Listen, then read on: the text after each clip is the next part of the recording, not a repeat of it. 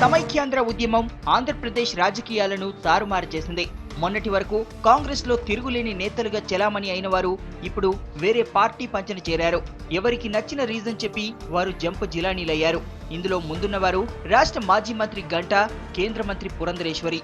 సమైక్యాంధ్ర ఉద్యమాన్ని అడ్డం పెట్టుకుని వీరు పార్టీ మారినా అసలు కారణం మాత్రం వేరే ఉందనే వాదనలు వినిపిస్తున్నాయి. కోరుకున్న సీటు పొందడమే వీరి టార్గెట్. గంటా అనకాపల్లి, భీమిలి, గాజువాకల్లో ఏదో ఓ అసెంబ్లీ స్థానం లేక విశాఖ ఎంపీ స్థానం ఆశించారు. దీనికి టీడీపీ ఓకే అనడంతో కళ్లు మూసుకొని ఆ పార్టీలోకి జంప్ అయ్యారు. ఇక పురంధరేశ్వరి విశాఖ లేదా విజయవాడ ఎంపీ సీటును ఆశించారు.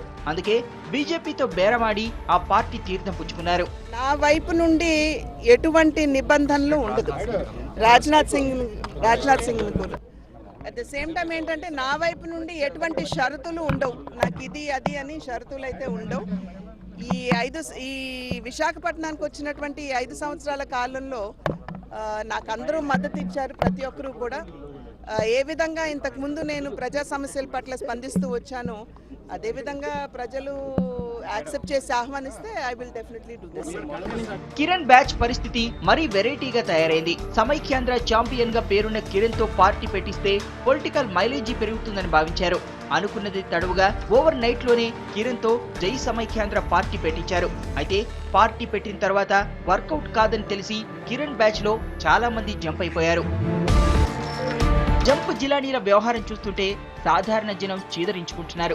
నైతిక విలువలు దిగజారిపోతున్నాయని ఆవేదన చెందుతున్నారు. ముఖ్యంగా విశాఖ ప్రాంతం చూసుకుంటే మరి ఇక్కడ గంటా శ్రీనివాసరావు కానీ, పురంధరేశ్వరి కానీ నిన్నటి వరకు కూడా రాష్ట్రంలో కానీ కేంద్రంలో కానీ కీలకమైన పదవులు సంపాదించుకొని వాళ్ళ ఆస్తులు సంపాదించుకొని ఈరోజు తమ పదవులు ఎక్కడ పోతాయో అని భయంతో మరలా రేపు వచ్చే అధికారులకు వచ్చే పార్టీలతోని స్నేహభావం మెలగాలని ఈరోజు ఆ పార్టీలు జంప్ చేస్తున్నారు.